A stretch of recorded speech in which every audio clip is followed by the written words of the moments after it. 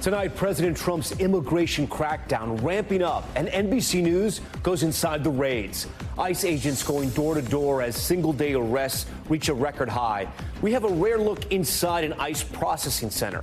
One man in custody telling us he's lived here most of his life and will be leaving his 5-year-old behind. And this evening, we speak with Dr. Phil, who also took a ride along with immigration enforcement, what he saw on the streets of Chicago and why he was there.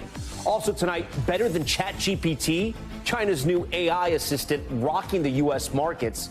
The Chinese say it was made for less than $6 million, way cheaper than the billions spent on AI in America. We compare DeepSeek with ChatGPT and show you what the Chinese version refuses to answer. Plus, a former New York State trooper claimed he was shot in the line of duty. Now, prosecutors say it was all made up, how he allegedly staged the attack. Apple Watch to the rescue. A group of skiers left stranded after falling 1,000 feet. The SOS message that led rescuers right to them. The explosive museum heist, thieves blowing up a door and getting away with precious ancient artifacts. A crisis team now hunting them down. And marking 80 years since the liberation of Auschwitz, we hear from some of the last living Holocaust survivors now returning to the site where they witnessed and experienced the horrors of the Nazis. Plus, creating an Iron Dome in the U.S., the new move from President Trump to create a missile defense system. Top story starts right now.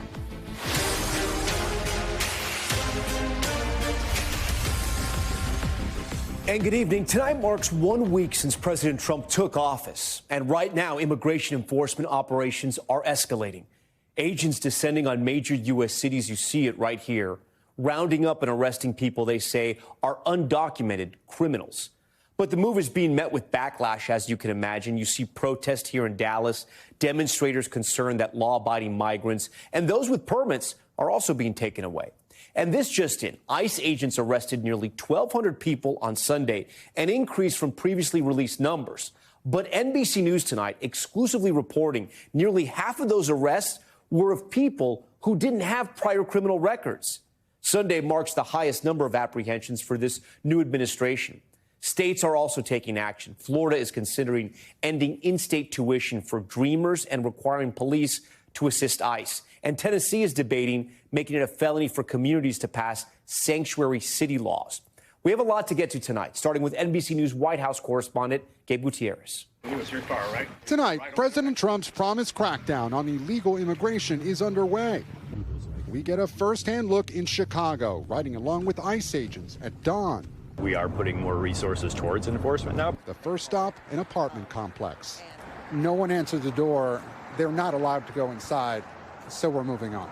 It can take a team of federal officers hours to make one arrest. I think on this team we're close to 10. Close to 10. Yep. Just going after one suspect. That's a lot of manpower. It is. We're now heading to the northwest part of the city. Yesterday, they couldn't find one particular 25-year-old from Mexico with a lengthy criminal history. But this morning, a surveillance team has just seen him at work. When we arrive at a tire shop, 25-year-old Christopher Lara is arrested outside. ICE says he has a criminal record, including home invasion and aggravated battery. Agents lead him away in handcuffs. A resident here telling us he supports President Trump's deportations. I don't mind an immigrant, but if they're breaking our laws, they don't need to be here. A senior administration official tells NBC News ICE arrested nearly 1,200 undocumented immigrants on Sunday, some wanted for assault and armed robbery, but adding only about half had prior criminal records, in addition to being in the country illegally. Do you expect collateral arrests in these operations? Yeah, I definitely expect it to happen. I mean, we have the laws on the books and our officers are out there. Overnight, the president's mass deportation plan leading to a showdown with Colombia, after that country's president abruptly turned away 2 U.S. military aircraft with deportees, saying a migrant is not a criminal and should be treated with the dignity a human being deserves. Trump quickly threatening the country with a 25% tariff on all Colombian goods.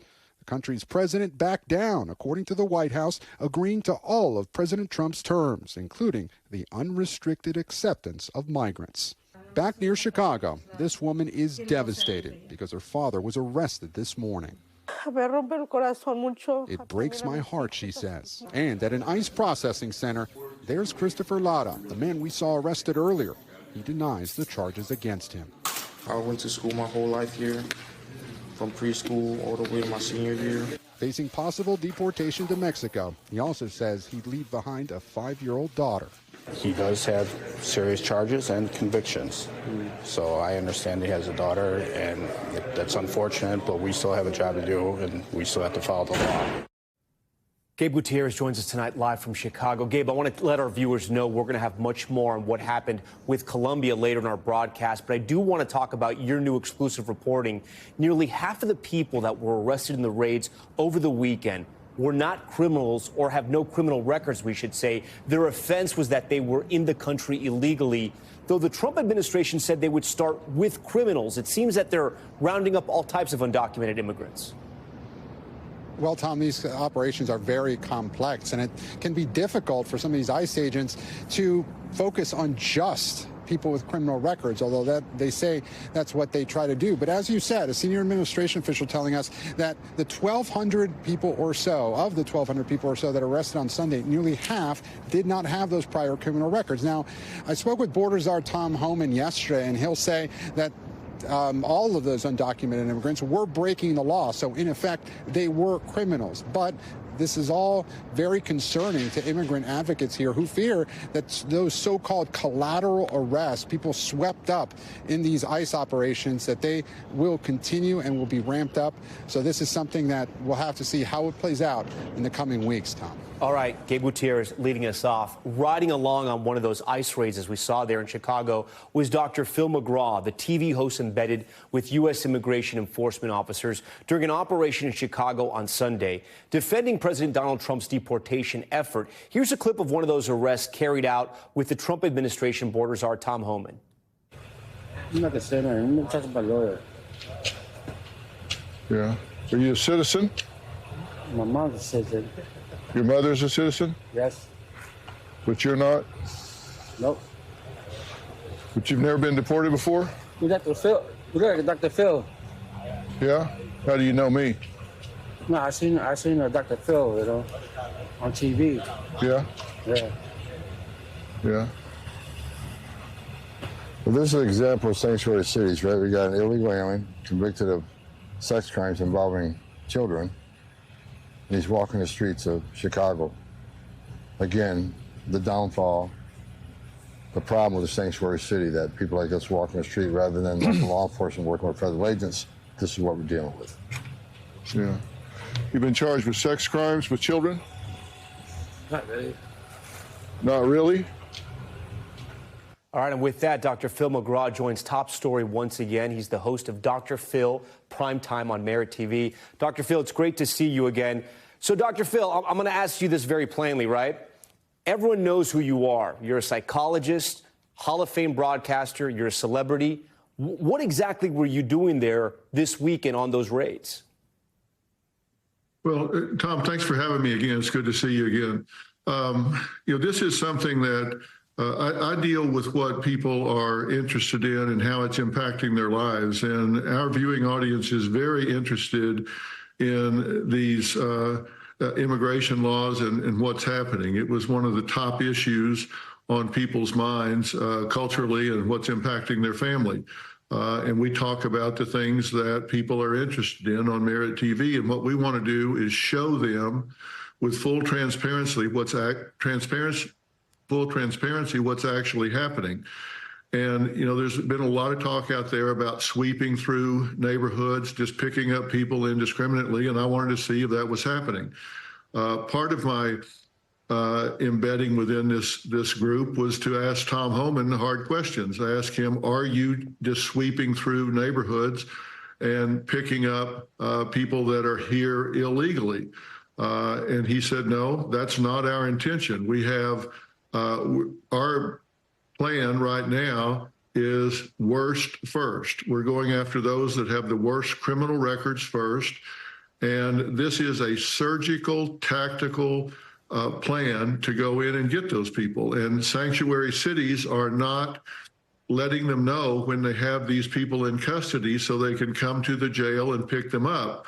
And what's happening with sanctuary cities is they're creating that which they want the least, and that is they're causing these agents, as Gabe was talking about, to go into the communities and arrest these people on the job or in their neighborhoods. And when they go in to get someone that's a violent criminal, whoever's with them, they're going to find out who those people are, and they may wind up arresting them as well, because when they run into someone that is in the country illegally, they are going to detain them and move them for deportation. That's not going to happen if they'll let them know when these people are in jail and being released back into the community.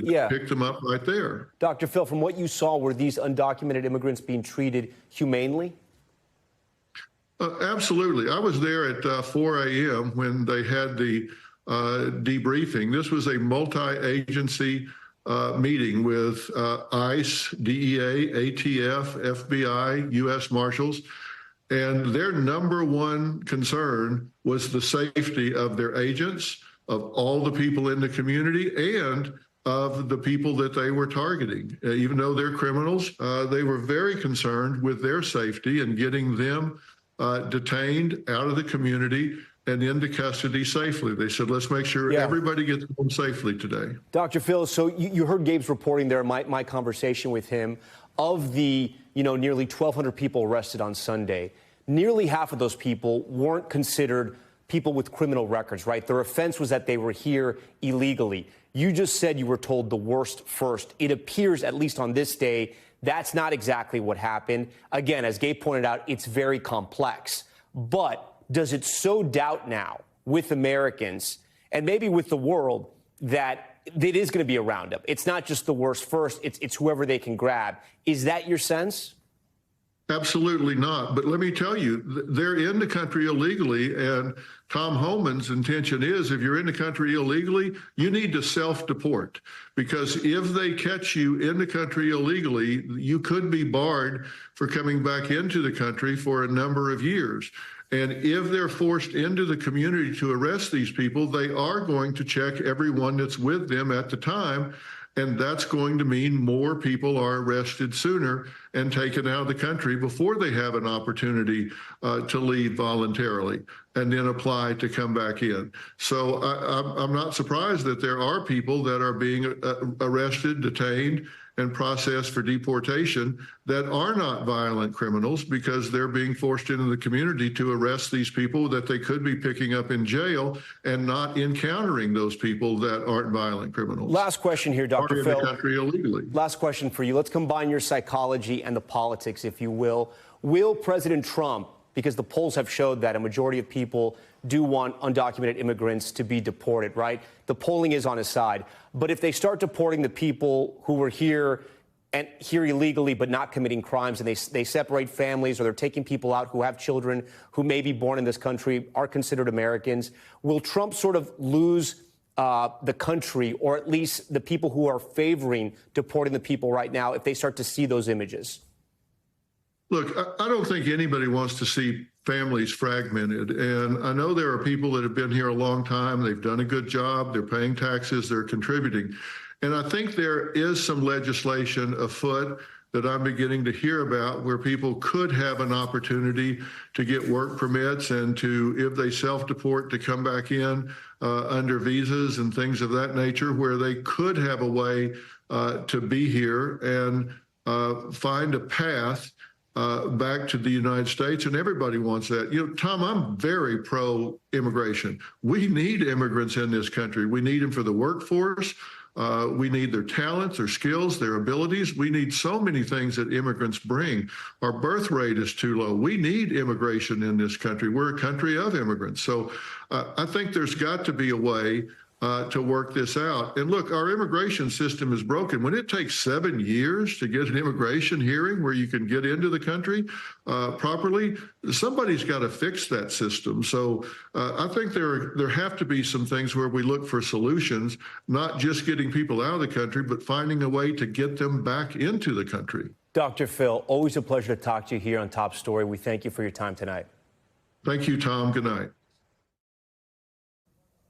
We want to dig a little deeper on something we touched at the top of the broadcast. The president of Colombia, Gustavo Petro, turning away U.S. military planes carrying undocumented immigrants from Colombia back to their homeland. Trump then threatened growing tariffs on Colombian goods. Petro eventually backed down, sending his own planes to transfer those Colombians who had been shackled. We do want to give you some additional background as well. Petro is the first left-wing president in that country's history. During this recent confrontation between the countries, who we should mention are allies, he said that he does not, quote, shake hands with white slavers in reference to working with President Trump. It's also worth pointing out that the United States is Colombia's largest trading partner. MSNBC anchor Jose Diaz-Balart, who has covered Latin America for decades, joins Top Story tonight. Jose, first of all, it's a pleasure to have you on our show. I wanted to set the table of what's going on. I wanted to talk to you because you have so much experience and you can put this into context much better than sort of the back and forth that we saw yesterday, right? How much of this was about migrants being sent back to Colombia? And how much of this was about sort of Petro wanting to show the world that he could stand up to Trump? I think all of it was Petro grandstanding and trying to show the world that he is going to be that fist against the face of the United States, specifically of the Trump administration. Because, Tom, Colombia has been for decades, if not for centuries, probably one of the United States' closest ally. That is until Petro took power. Just last year, for example, Congress of the United States cut back its support for Colombia up to 10% because of how Petro acts. And that includes Petro's close relationship with the Castro dictatorship in Cuba, with the Maduro dictatorship in Venezuela. He has very close ties with Lula in Brazil, with the Ayatollahs in Iran, with Russia, and with China. And so this incident that really started just yesterday, in a matter of hours, threatened to have a full-blown economic war between Colombia and the United States, was about two planes that the Colombian government had already agreed to receive. They were military American planes, but that in late hours of Saturday into Sunday, at about 3 in the morning, President Petro said, we're not going to accept them. And so it's been really fragile, what we have seen. Yeah, and I want to point out sort of all the reporting like you did. Colombia had agreed to accepting the flights, right? And then Colombia sends them back. He puts out these statements and he sends his personal plane to go pick up these 80 Colombians himself. So this is actually going to cost Colombia more money. But as you know, Jose, all politics is local. How is this plane in Colombia?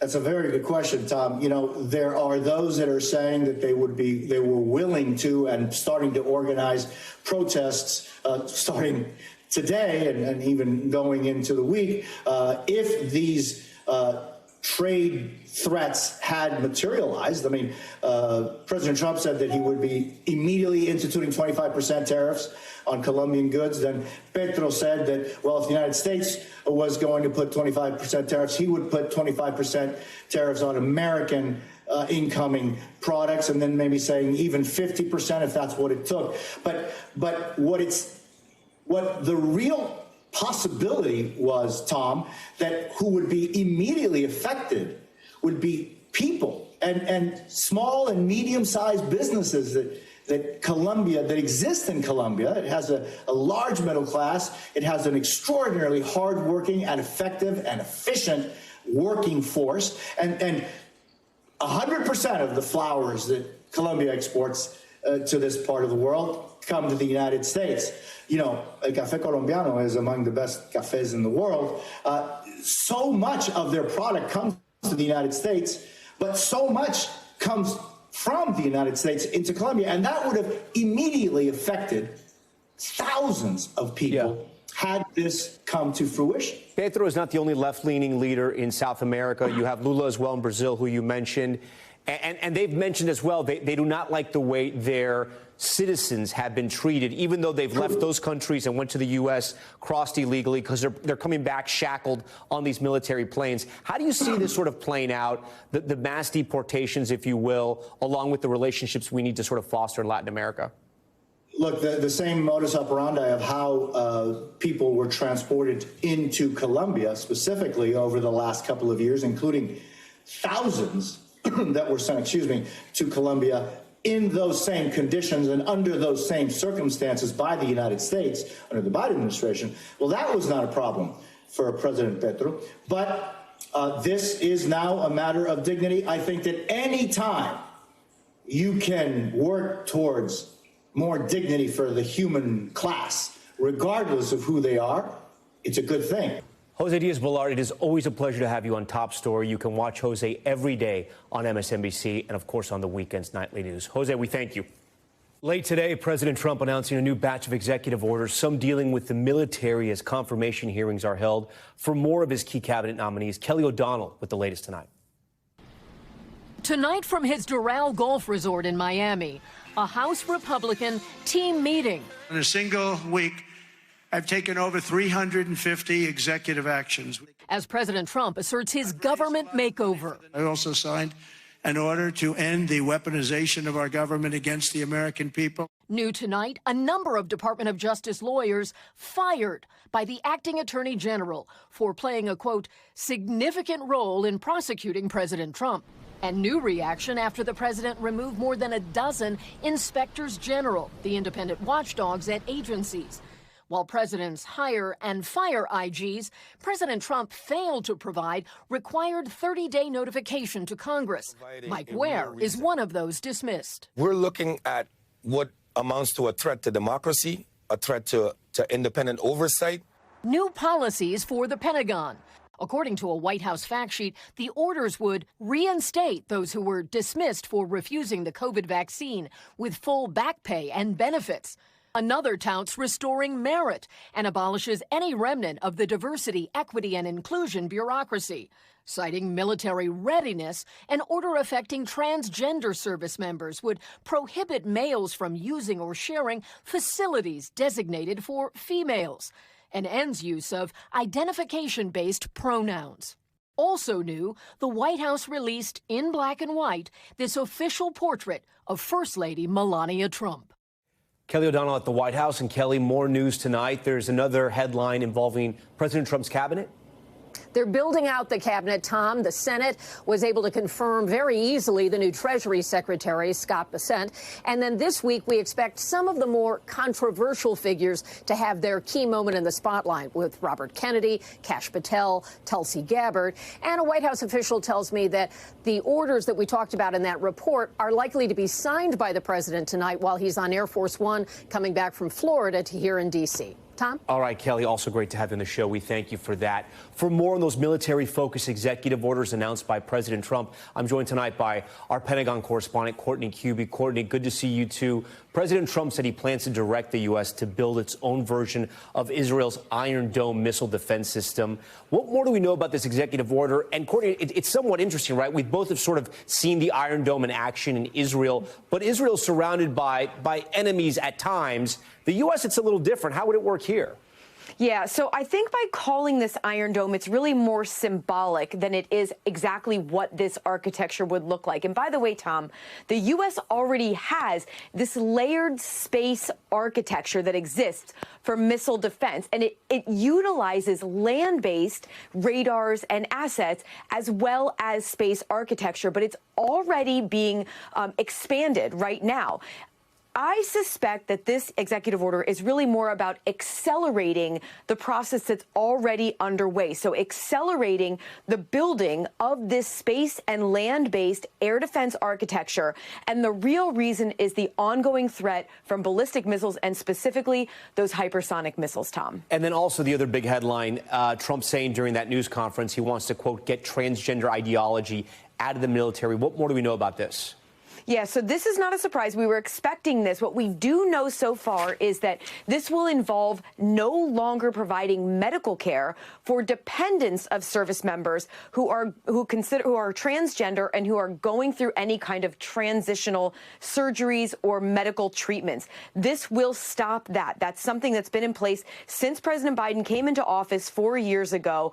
What is unclear is what this will mean for currently serving transgender service members. Now, if they are involved in any kind of transitional medical care that makes them not ready for deployment, then they may be in danger of actually being forced out of the military here, Tom. All right, Courtney Cubey, always great to have you and to sort of explain these issues involving the military. We want to turn now to the new Chinese chatbot sending shockwaves through the American tech market. It's called DeepSeek, the artificial intelligence model outperforming American offerings from companies like Meta and OpenAI, despite costing just a fraction of the time and money to develop them. NBC News business and data correspondent Brian Chung shows us how exactly it works. It's the breakout star of the AI world. What we can call the DeepSeek sell-off is still really pressuring tech. That just put Wall Street on notice. Today, these fears from China's DeepSeek AI sparking the sell-off in the market. Chinese artificial intelligence company DeepSeek sending American tech stocks into a nosedive, as their new open source AI tool has become one of the most widely used and highest rated in the world, unseating OpenAI's ChatGPT as the top free app in the U.S. Apple App Store. Side by side, the competitors look and feel very similar. Both can help you plan a 5-day getaway vacation or even provide an easy-to-make dinner recipe. But here's where they diverge. DeepSeek's integrated DeepThink feature gives users a glimpse into its thought process. We asked both chatbots to tell us a joke that was safe for work, 10 words long, and wasn't cheesy. ChatGPT replied, "Why did the scarecrow succeed? He stood out in the fields." DeepSeek replied with, "Time flies like an arrow. Fruit flies like a banana." We'll give you a second to think about that one. DeepSeek also showed its chain of thought, sharing jokes the AI thought about making but decided didn't meet our criteria, including a scarecrow joke very similar to ChatGPT's that it deemed too cheesy. DeepSeek would not provide answer to some topics deemed sensitive in China. When we asked it what happened in Tiananmen Square, the AI declined to answer, instead saying it was designed to provide helpful and harmless responses. ChatGPT did provide answers to the same questions. DeepSeek says they trained their model in just 2 months for less than $6 million, seemingly leapfrogging its American competitors like OpenAI, Microsoft, and Meta, who have spent millions training their models, and doing it despite U.S. efforts to block high-power AI chips from the Chinese market. They were able to really do this on what some people would call a shoestring budget. Thank you. Less than a week ago, the Trump administration rolled out a $500 billion AI initiative called Stargate. What we want to do is we want to keep it in this country. China is a competitor and others are competitors. We want it to be in this country, and we're making it available. Satya Nadella, CEO of Microsoft, which is participating in Stargate, issued a warning about China's AI capabilities in an interview with CNBC from the World Economic Forum. To see the DeepSeek new model, it's super impressive. I think we should take the development out of China very, very seriously. But Sam Altman, CEO of OpenAI, seemed to suggest DeepSeek's product is a derivative of his own. Posting after the chatbot's launch last month, it is relatively easy to copy something that you know works.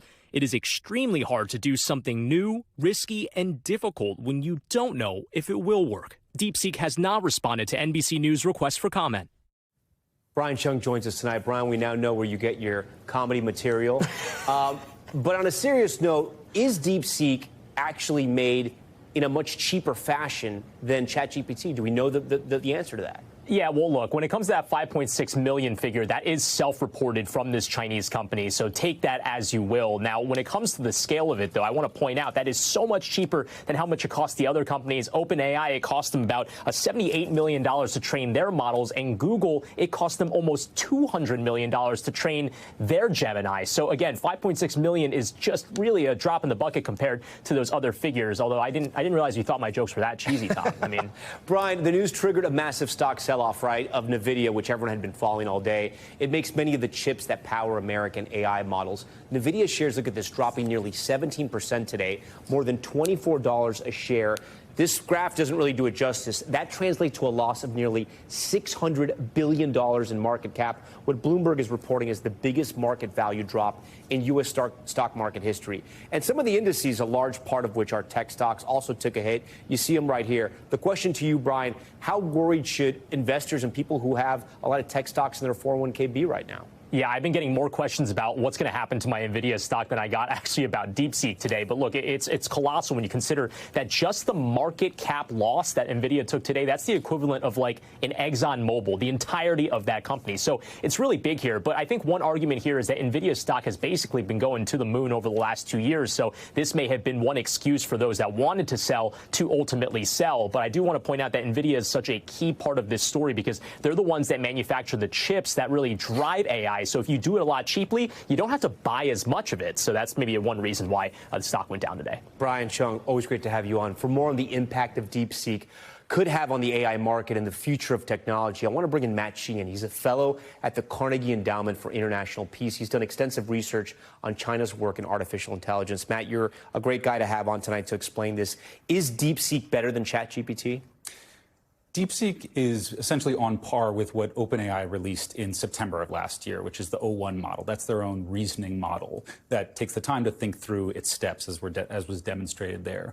So you could say, in some sense, that DeepSeek is just a few months behind OpenAI. It's important to keep in mind, though, that OpenAI has already sort of released a private demo of O3, their updated model, which appears to be performing at much higher levels. So China's really, DeepSeek specifically, has really closed the gap. But it's hard to say that it's an exact equivalent. Is Sam Altman right? Did China basically do what they've done with luxury goods, what they do with pretty much any product that America manufactures? They make a copy of it and sell it cheaper. Is that what this is? It's not so much a copy as it took inspiration from what OpenAI did.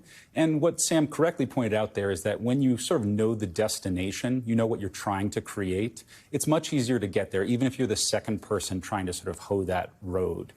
But they're saying it cost them less than $6 million to make. They did this in 2 months.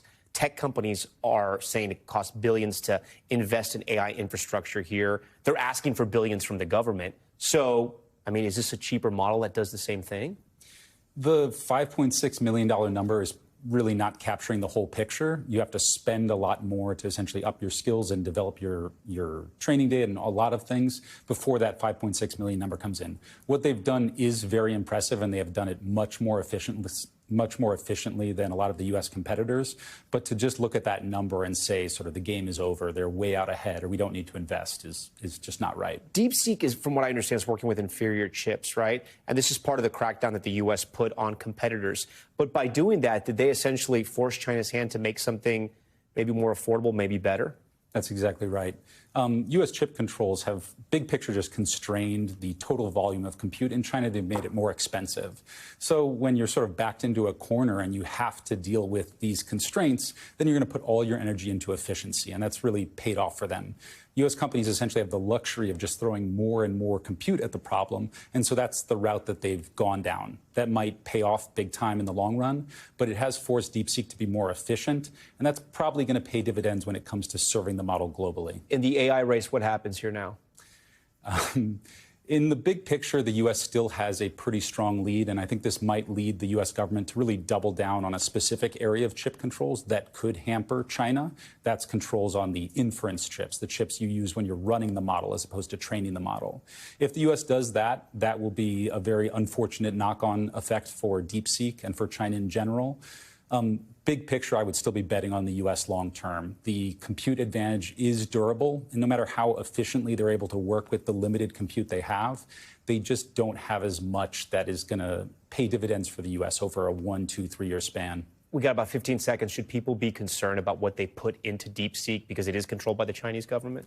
If you're using the app, if you're using the app, then yes, that data is going to DeepSeek. If you download the open source model and run it locally, then that all stays on your computer. All right, Matt, pleasure to have you. Thank you for all of that. We really do appreciate it. Still ahead tonight, the driver striking a group of Philadelphia Eagles fans after that big game. The scary moments just as crowds were celebrating the big win, what we've learned about that driver. Plus, the trooper accused of faking his own shooting during a traffic stop. Why prosecutors say he did it. And video showing the moment a group of skiers are rescued after plunging 1,000 feet. The Apple Watch feature guiding crews right to them. Stay with us.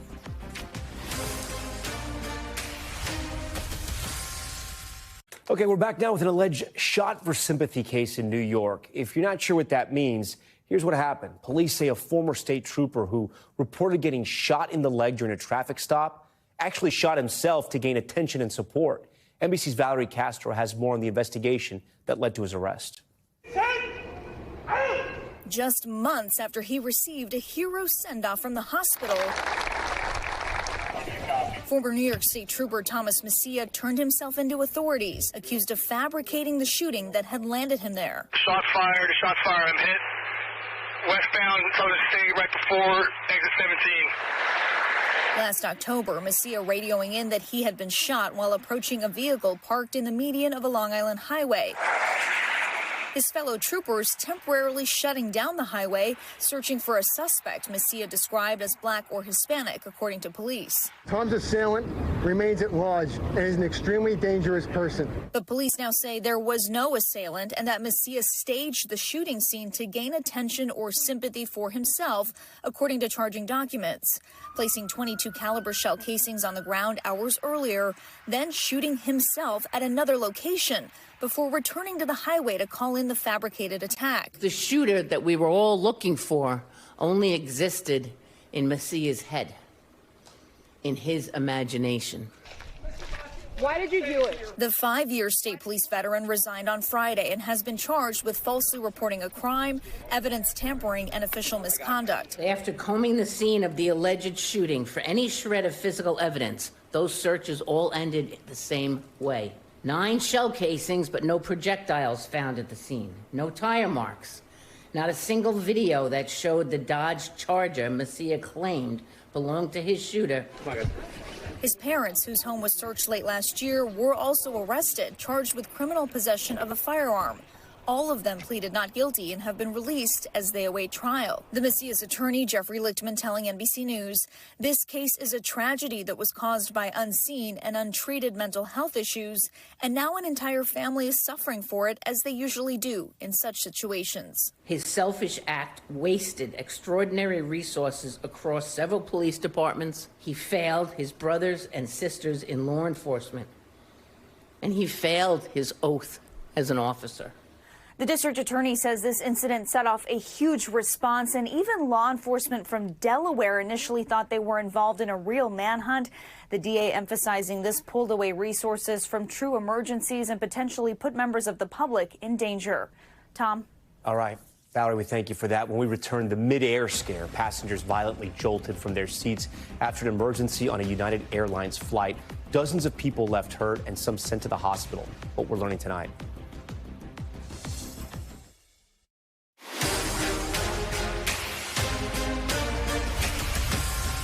Okay, we are back now with Top Stories news feed and that dangerous accident after the big game in Philadelphia. Video showing the moment a car sped up and struck a crowd of Eagles fans celebrating their team's win over the Commanders. Police arresting that driver and charging her with aggravated assault and reckless driving. It is not yet clear how many people were injured or what those their conditions are. Let's head to Florida now, where a police chase on a highway in Tampa ended with a shooting. Aerial footage of the chase showing police using what's called a pit maneuver to stop the fleeing vehicle. Sparks flying off the car as it spins out of control. Police saying the suspect appeared to reach for something as he got out of his car, prompting them to fire, killing that driver. According to investigators, the driver was initially involved in what sounded like a road rage incident that started at a Dollar General. We're also tracking the news from the air. 38 people injured after a United Airlines flight from Nigeria to D.C. experienced problems mid-flight. Passengers capturing the harrowing moments after the emergency, the shaking causing objects to fly all over the cabin. You can see food from meal trays covering the ceiling.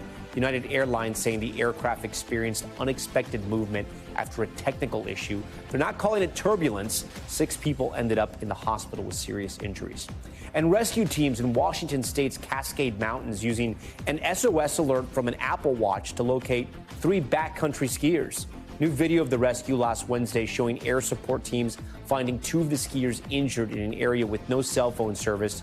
Officials saying the Apple Watch sent the alert via satellite, informing them that one of the skiers had fallen 1,000 feet. All 3 skiers were hoisted to safety.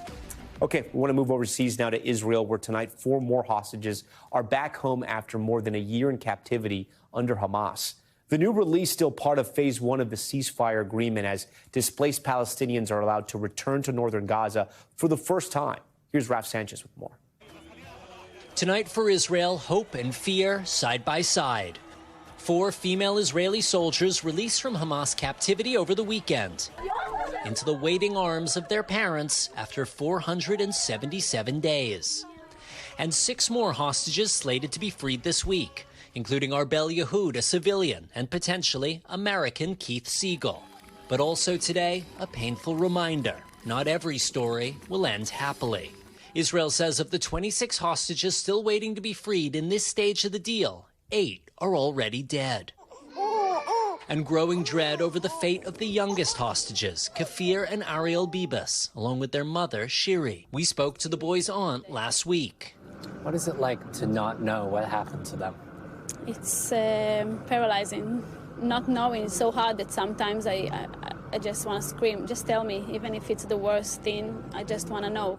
And starting at dawn, Israel finally allowing displaced Palestinian families to return to northern Gaza. A river of humanity making its way back. We want to return, this girl says. Return to a Gaza city in ruins. The UN says 90% of houses are damaged or destroyed. But that won't stop the Akila family, who walked 10 miles to be here. The children tied securely together as they push into the surging crowd. The last leg of the long journey home. And Raf Sanchez joins us tonight from Tel Aviv. Raf, I want to go back to that family you mentioned being held hostage by Hamas that has yet to be released. Do we know how Hamas is deciding who gets released and when? So, Tom, the ceasefire agreement establishes a system for the priority in which hostages come out. And the basic principles are this. Living hostages come out before dead ones. Women and children come out before men, and civilians come out before soldiers. So that's why we saw 3 civilian women released on the first day of the deal. And that's why over the weekend we saw Israel accusing Hamas of breaching the agreement by releasing 4 female soldiers while still holding civilian women. And what, of course, is so worrying about the situation with the Bibas family is that a civilian woman and her 2 young children should have been at the absolute front of the line. The fact they have not come out yet is raising concerns that they may not still be alive. Now, Hamas said back in November 2023 that Shiri and her children were killed in an Israeli airstrike. Israel has never confirmed that, but they have said that they are deeply worried. And their extended family said over the weekend that their world collapsed when, for a second weekend in a row, they did not come out. Now, Tom, we are also learning in just the last couple of minutes, according to a Middle Eastern official, that Israel and Hamas have now begun preliminary discussions on phase 2 of the ceasefire.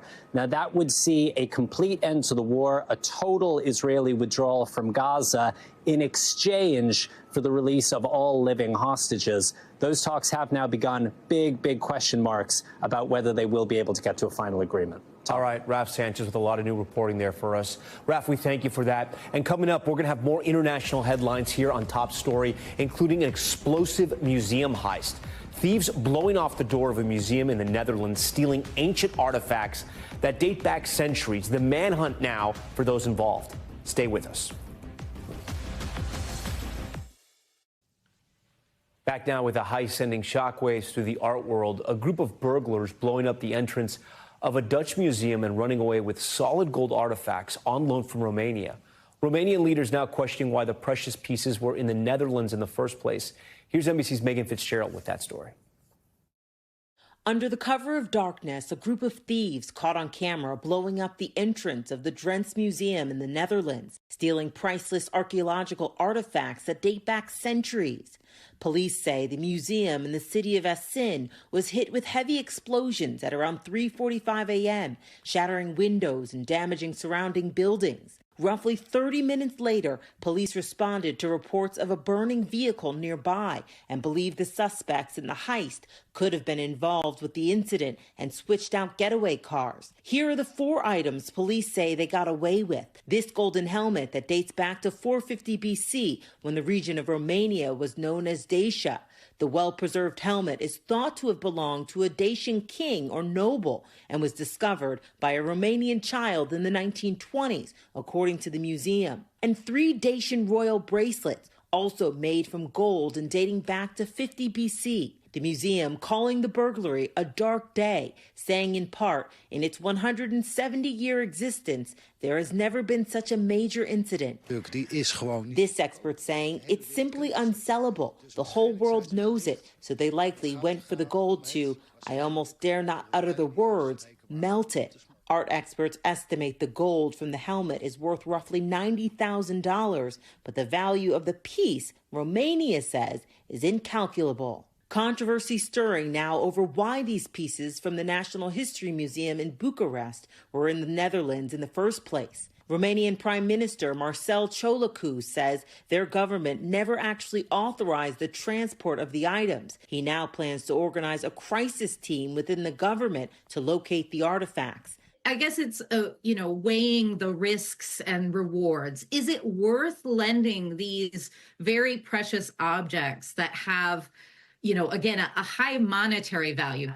Can you trust another country with something that might have a monetary value to them, but not a historic value to them? As a multinational effort to recover these precious pieces and find the suspects has only just begun. Megan Fitzgerald, NBC News.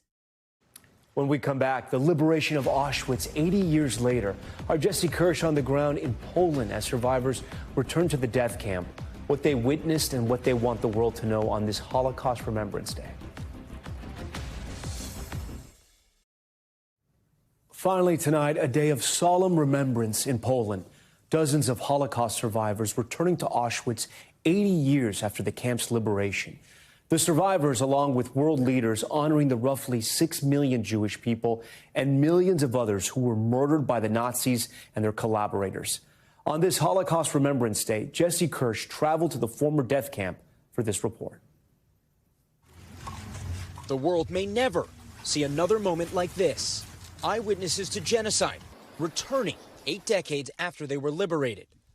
Eva Umlauf was too young to remember. But Nazi Germany's unspeakable horrors are embedded in her skin. She was tattooed before her 2nd birthday. You are just a number. But this number is not only on the skin. This is deep.